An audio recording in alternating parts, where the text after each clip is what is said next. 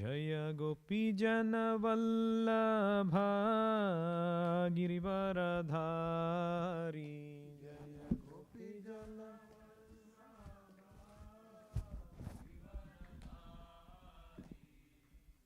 Yashodanandana Vraja Jana Ranjana Yashodanand Yashodanandana Vraja Jana Ranjana Yashodanand Yamuna Tira Vanachari Yamuna Tira Yamuna Tira Vanachari Yamuna Tira Jaya Radha Madhava Kunja Bihari Jaya Radha Madhava Kunja Bihari Hare Krishna Krishna Krishna Hare Hare Hare Rama Rama Rama Hare Hare Hare Krishna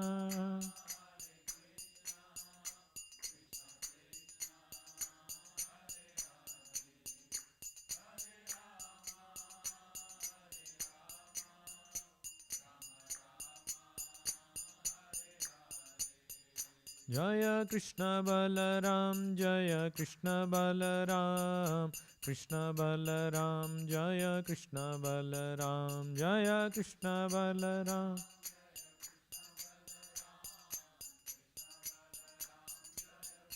Nitai Gaura Hari Bol Hari Bol Hari Bol Nitai Gaura Hari Bol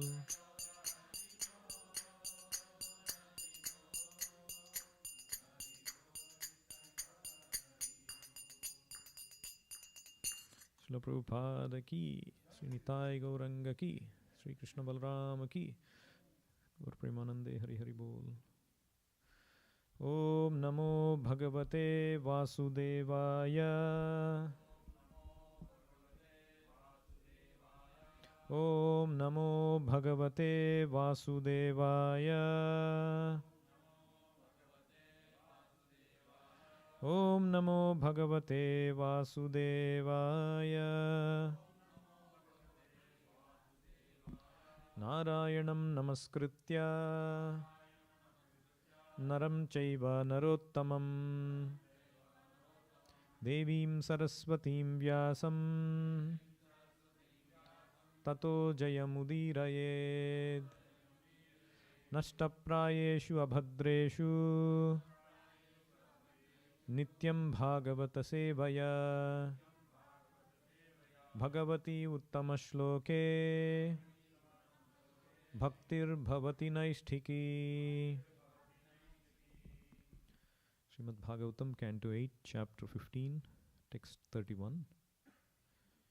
Esha Viprabalo Darka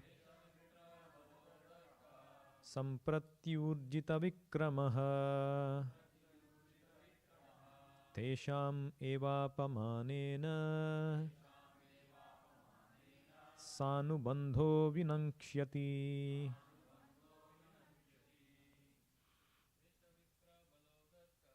Esha Viprabalo Darka Sampratyurjita Vikramaha Teshameva Pamanena Sanubandho Vinankshati. Yesha Viprabalo Darkaha Urjita Vikramaha Teshameva Pamanena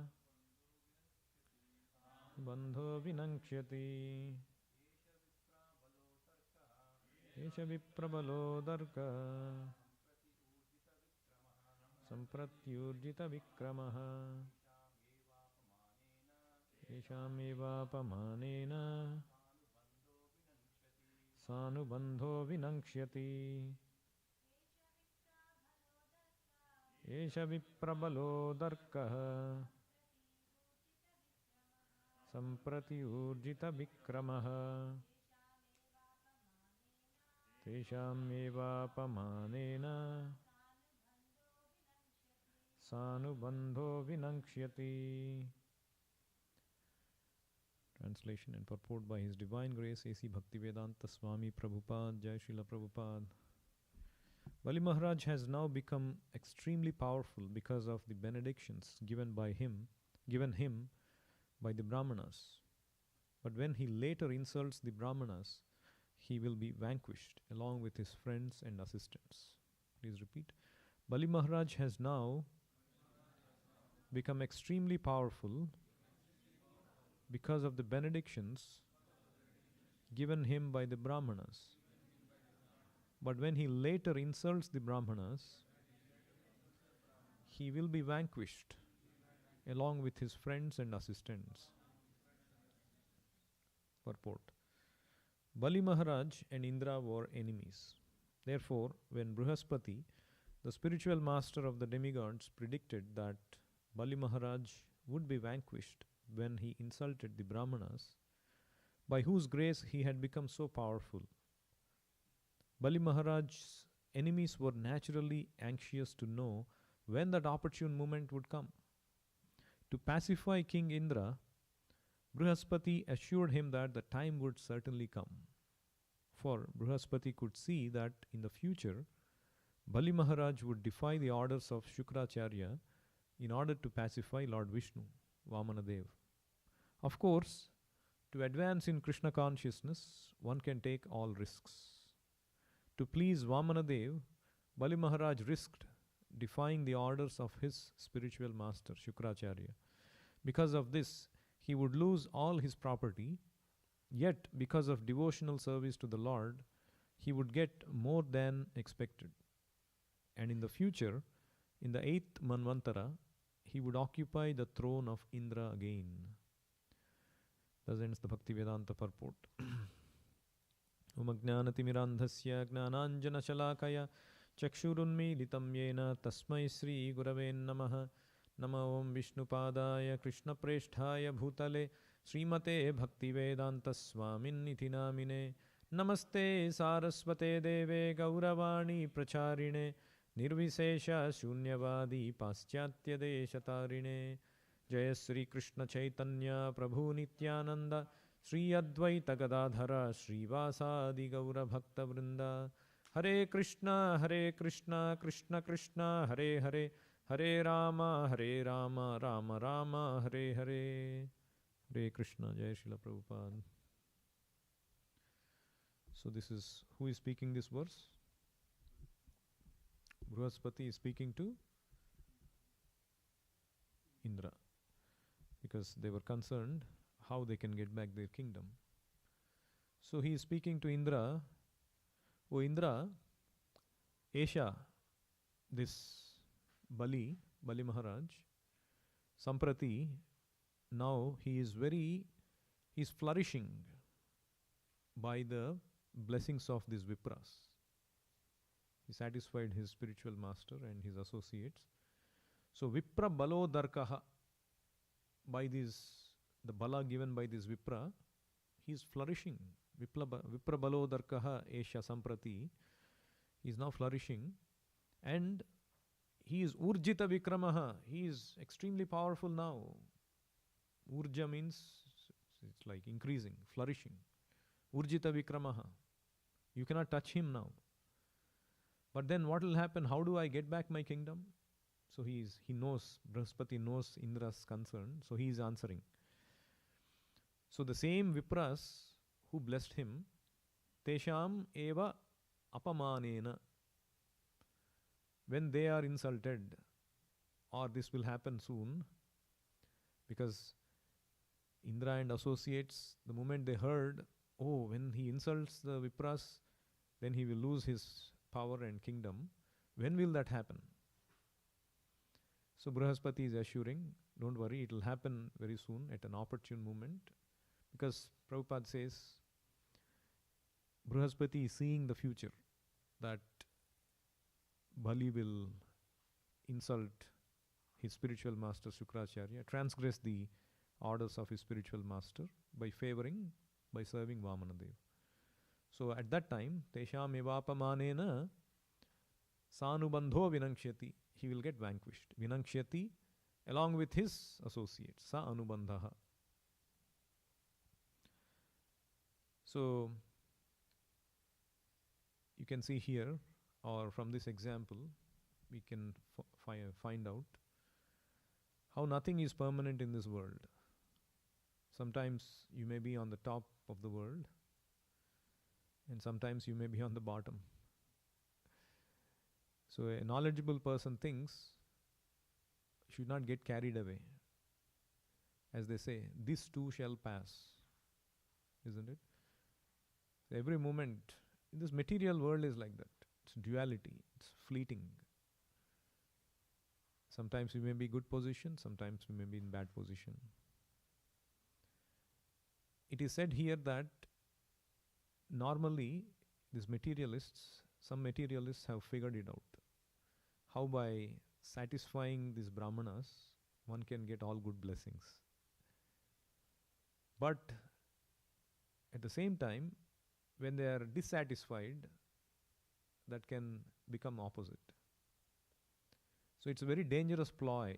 It's a dangerous play to be happy in this material world by satisfying the brahmanas or satisfying anybody for that matter, because it can easily turn against us. Like what happened in the case of King Nriga. He was trying to become very pious, enjoy these pious benefits by satisfying these brahmanas. But one such case, some issue happened. One cow went to the other brahmana and they both fought and they became dissatisfied. And then he had to be born as what? As a lizard in a well. So it's very dangerous, this material world.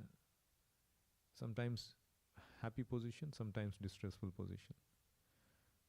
A devotee in general is very careful to not offend the brahmanas or Vaishnavas.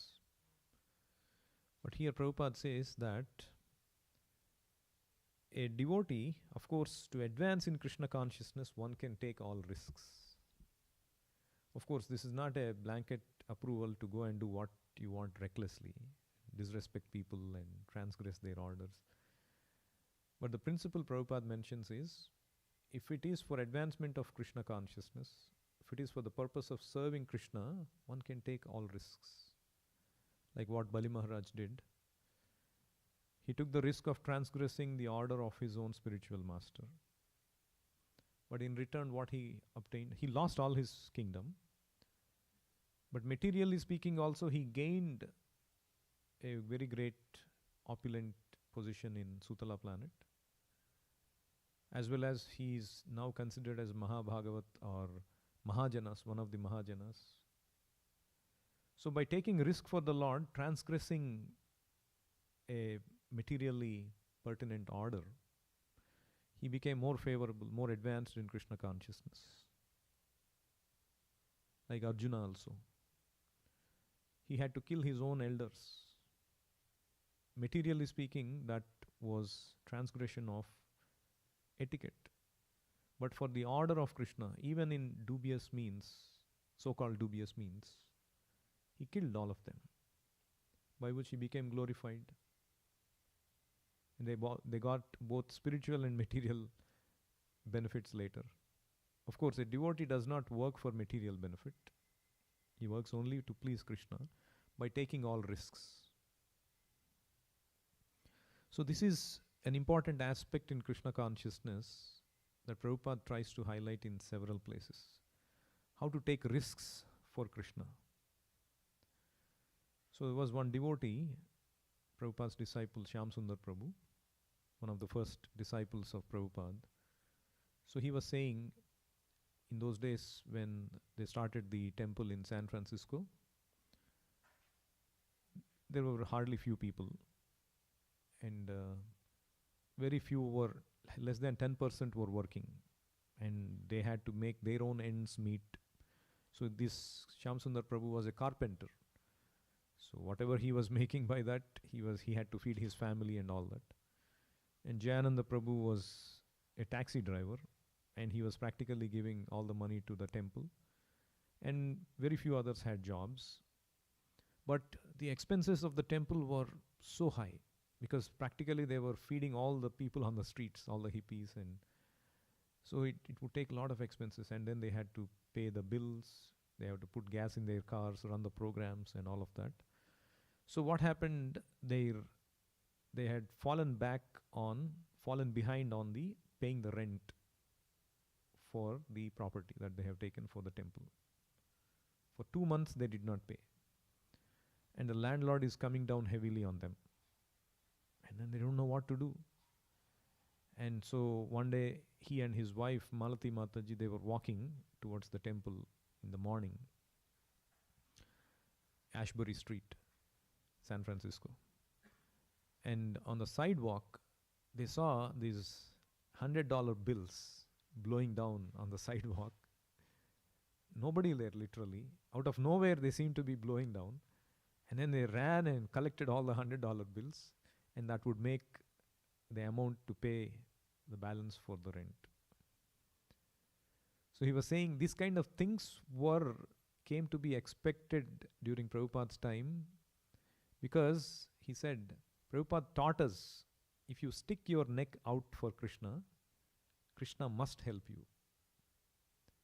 So in his own words, what he's saying is, another thing Prabhupada inculcated in us from the early days was, if you take a risk for Krishna, stick your neck out to spread Krishna consciousness, Krishna must help you personally. And those who see Krishna closest take the biggest risks for him. And we tested that to the max. And it worked. We got to see Krishna. We got to see $100 bills rolling down the street. But this spirit has died down. We are too comfortable. In another letter Prabhupada wrote to Garga Muni, he gives an insight of how Prabhupada's thinking is, how to depend on Krishna and go out of our comfort zone. So basically, this Garga Muni Prabhu, they are working on taking a temple, and that comes to, in those days, about $400 per month. So they have done the math work of how much of that $400 they can procure by some arrangements. So they got to the calculation of $250 they can procure at the best, by stretch. $250 they can procure. So that means $150 still in arrears. I mean, maybe 40% of that amount. And that's a big amount. Where can they provide? So he wrote a letter to Prabhupada. Prabhupada, this is our situation, so we are not sure whether we want to go for it. So Prabhupada is writing a letter back. So the balance is 150, which I think you can collect from the meetings very easily. Meetings means the gatherings and the preaching programs. So far I am concerned, I always take risk for Krishna. I came here in your country risking my life.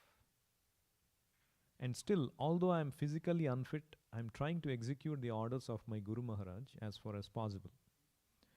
So to take risk for Krishna is very good. You know the history of my starting the society in 1966. It was all risky. I was alone. But I took it depending on Krishna. So I think you take the risk of $150 for Krishna's sake, and Krishna will supply you the required money undoubtedly. So this kind of confidence in Krishna's protection, depending on Krishna, and that freedom, that confidence, conviction in Krishna consciousness is also exemplified by these great yadus. So when Arjuna comes back from Dwaraka, when Krishna winds up his pastimes, So Arjuna is completely in a dejected mood, crestfallen, and he takes long time to come because the pastime has unfolded and so many things happen. It takes 11 months for Arjuna to come back. So Yudhishthira is seeing all these bad omens. Why all these things are happening? And suddenly, finally, he sees Arjuna, crestfallen and completely dejected, crying, tears profusely coming from his eyes. And then Yudhishthira starts to ask different questions to Arjuna. Hey Arjuna, what is that? Please tell me. I'm so anxious. Already I'm seeing these bad omens. Is Krishna all right? Is his children all right? Is Yadu Vamsha all right? And then while asking these questions, is Yadu Vamsha, people of Yadu, all right? You know, these Yadu people, they are like this. They are like what? He says, Yad Bahu Dandabhyuda, Yad Bahu Dandabhyudaya, Anuji Vinodayadu Pavitrahi. The great heroes of the Yadu dynasty, being protected by the arms of Lord Krishna, always remain fearless in every respect. And to prove that point, Yudhishthira says, and therefore their feet trample over the Sudharma assembly house, which the best demigods deserved, but which was taken away from them. So Yudhishthira Maharaj is talking about Yadus, how confident they were in protection of Krishna. So typically every state, every country, there is an assembly house in the capital city that is built befitting the glory of the country. So the more nicer it is, the more glorious it is representing your country. So these Yadus, they saw this Sudharma assembly house that was built in Indra's place, in the heavenly planets. It's most gorgeous. Obviously it's meant for demigods. And these Yadus, they thought, why this is being enjoyed by demigods? It should be enjoyed by Krishna. And so apparently they forcibly brought that Sudharma house to Dwaraka and installed it there for the pleasure of Krishna, knowing fully well that Krishna will protect them at whatever cost. So there Prabhupada mentions in the purport how they were able to use such force because they were certain of the indulgence and protection of the Supreme Lord Krishna. In other words, the Lord is provided with the best things in the universe by his pure devotees. Lord Krishna was provided with all kinds of comforts and facilities available within the universe by the members of the Yadu dynasty. And in return, such servitors of the Lord were protected and fearless.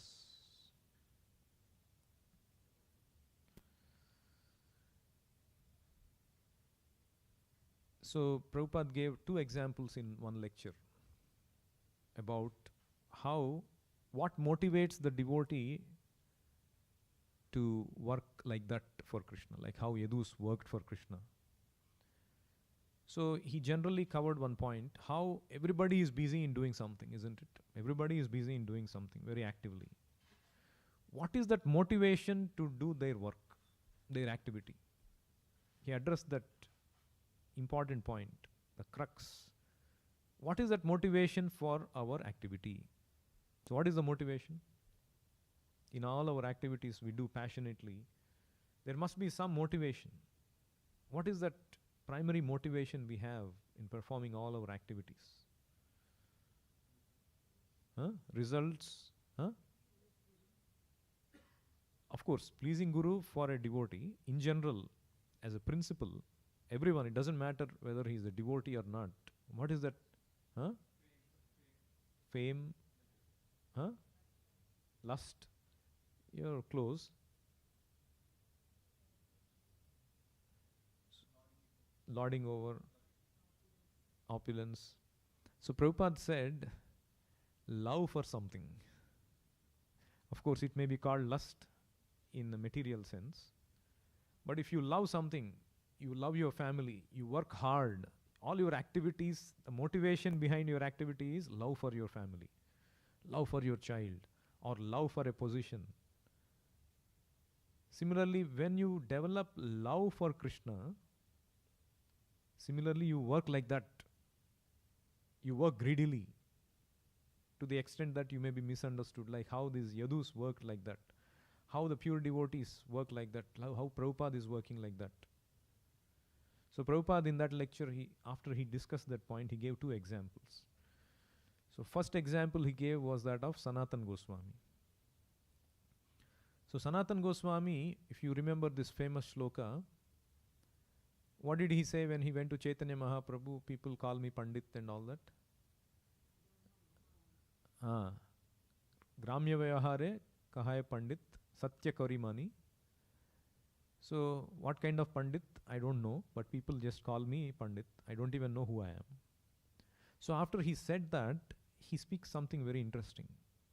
He says, it's in Chaitanya Charitamrita Madhya Leela, Kripa kari yedi more kariyacha udhar, apan kripate kaha kartavya amar. So what he says is, out of your causeless mercy, you have delivered me from this materialistic path. Now that is not complete.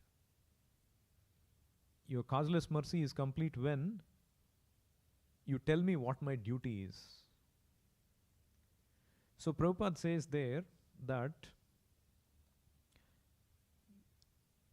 this devotee, not that, oh, now I am free from family life, I am retired, I have no responsibility. Now I shall take prasadam and sleep. No. You must be 100 times more active than your family life. That is devotional life. Like how Sanatan Goswami is eager. Now he has completely come out of all his material obligations. Now he is eager. What is my duty? Please tell me, my Lord. You should be 100 times more active. And the second example Prabhupada gave was about himself.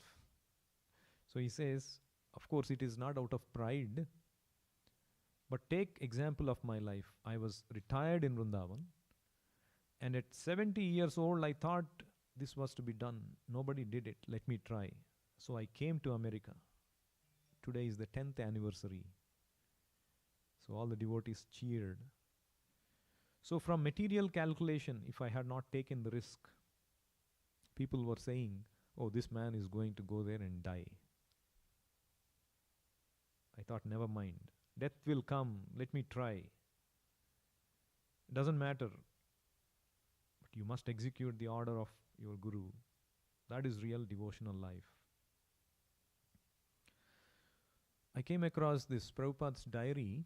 Of course, we all know Prabhupada wrote his diary in what? In Jaladuta, during that almost 2 months of voyage. That became famous as Jaladuta diary. That's in 1965. But after that, after 4 months, it became early 1966. Not many know that Prabhupada maintained a personal diary in the early 1966, documenting every single day, almost every single day, what he did. So I was going through the diary. It's mind-boggling how he was writing, I met this person, I tried to sell a book, I got so many cents, I got so many dollars. One person took the book but he didn't give money. He said they will give later on 27th. And on 27th there is a note, oh, that person came and gave me money. Today's expenditure $0. I lost my cap in the bus. So all these kind of small notes Prabhupada wrote in a diary. So from January to almost March, sometime there is record of the diary. So what it is said there is, so Prabhupada was living in the January of 1966 time frame. This was in New York.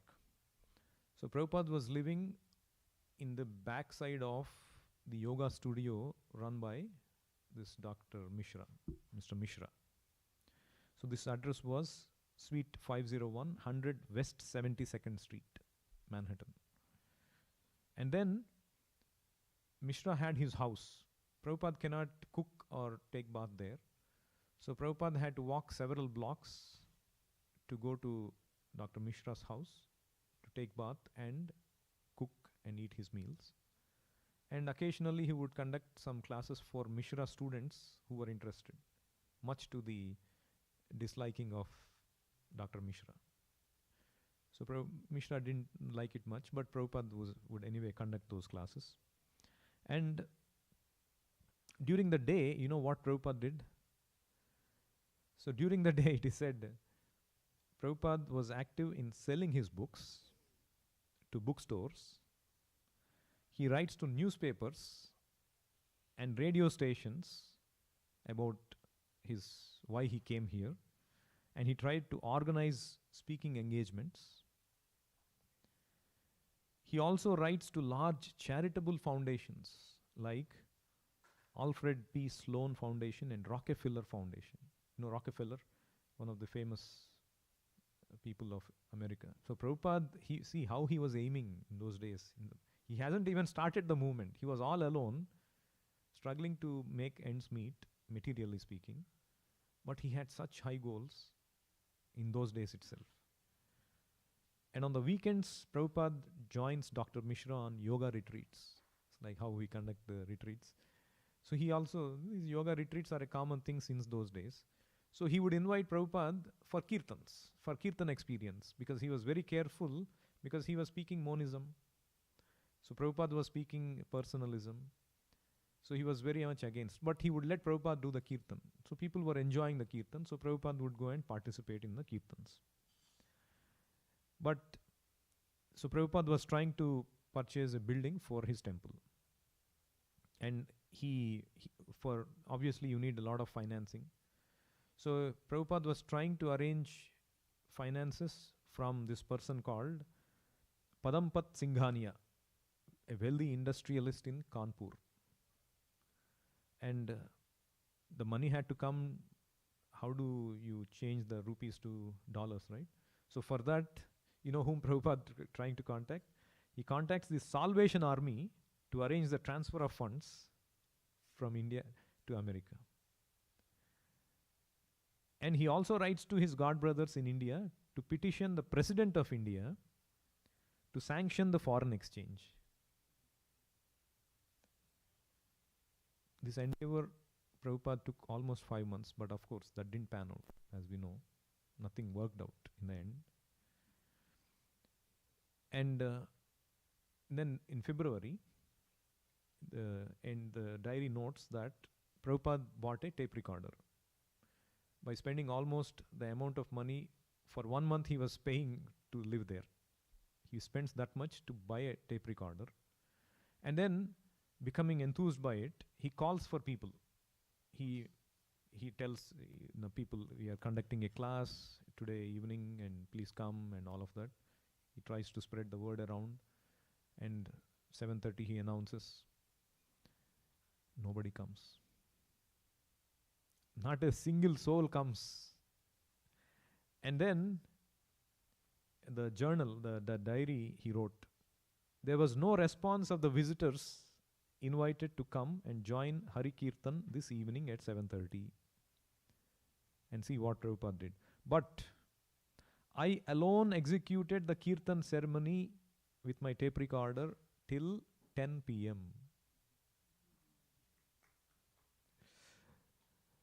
So you see, Prabhupada, whether somebody was present or not, Prabhupada continued to speak. And one such instance is another instance where there was nobody. On February 20th, again, there was nobody. And at that time, he recorded this Gita-Upanishad introduction, which we are now reading as the small book, Introduction to Bhagavad Gita. That was the recording he did on February 20th, 1966, all by himself. There was nobody. And now we are reading. Now how many millions of people are reading that? See, Prabhupada had that vision that, yes, his spiritual master would always tell, it doesn't matter if there is nobody. Go on speaking to the walls. So that's the spirit Prabhupada with which he was working. And then eventually, Prabhupada registered the organization. And in March 6th happens to be Gaura Purnima Day. So he was all alone. He was trying to gather people. Nothing is working out. And see what he wrote in his diary on March 6th, Gaura Purnima Day. So he's writing, he's spending day alone in his room reflecting on his present situation. So according to Mayapur Panjika, today is Adhivas day of Gaura Purnima. Devotees at Vrindavan and Navadvip are enjoying the celebration. I am here alone, without any devotee companion. But I have come here to serve the Lord and not for personal happiness. I am prepared to live in hell even if I am able to serve the Lord. Sri Chaitanya Mahaprabhu wanted that his mission should be propagated all over the world. And that is my objective. I do not mind the inconvenience personally felt. So this is the entry he did on March 6th, Gaura Purnima Day. And on March 26th, his tape recorder, his book bag, and his manuscripts, they got stolen. Burglary. So you see what all kinds of risks Prabhupada took, what all kinds of things he had to endure to serve the Lord. He could have been very happy doing his own thing. In fact, this is taking risk for the Lord. In Nectar of Devotion, how many items were, there were totally some n number of items. They were prescribed to serve the Lord. So what is the number mentioned? 64 items. It's one of the items, very interesting item. So some items are, one should remember the deity, one should meditate upon the deity, one should render some voluntary service, one should offer everything to the Lord, one should offer a favorite article such as a food or a garment, and now one should take all kinds of risks and perform all endeavors for Krishna's benefit. So this is one of the items of the 64 items. One should take all kinds of risks and perform all endeavors for Krishna's benefit.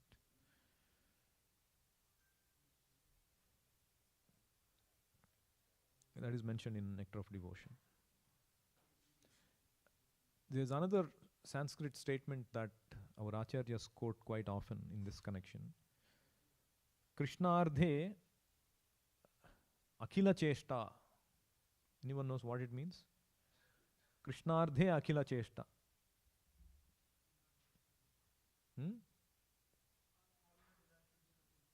Yes, all our activities, Akhila Cheshta, all our activities, endeavors should be done for Krishna Ardha, for the sake of Krishna.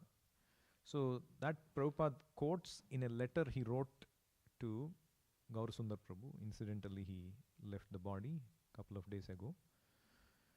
He was one of the original devotees, disciples of Prabhupada, very instrumental in starting Hawaii temple. So Prabhupada wrote this letter to him, highlighting this principle. For Krishna to take some risk is also devotional service. This is ordered by the Goswamis. Krishnardhe Akhila Cheshta. This means for Krishna's sake to do everything possible.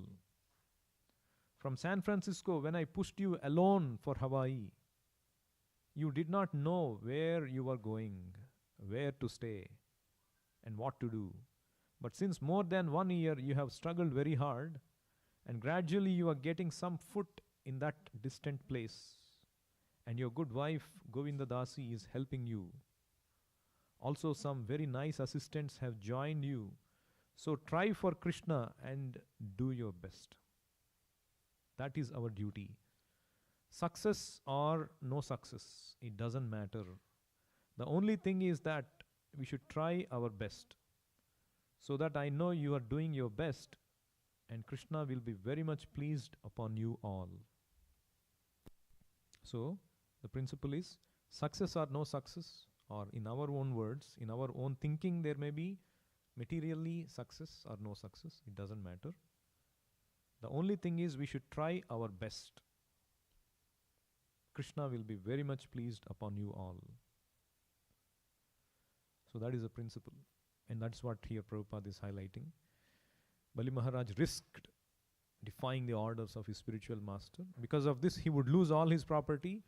Yet, because of devotional service to the Lord, he would get more than he expected. And in the future, in the 8th Manvantara, we are in which Manvantara now? 7th Manvantara. Who is the Manu? And who is Indra? Yes, Purandara is Indra. The next Manvantara, which will happen next Sunday. So, we are in the 28th Divya Yuga. That means totally 71 Divya Yugas in each Manvantara. That means about 43 more Divya Yugas left. Each Divya Yuga is 4.3 million years. So after 40 multiplied by 4.3, Manvantara happens. Manu change. At that point, Bali Maharaj will become Indra. We'll stop here. Any questions or comments?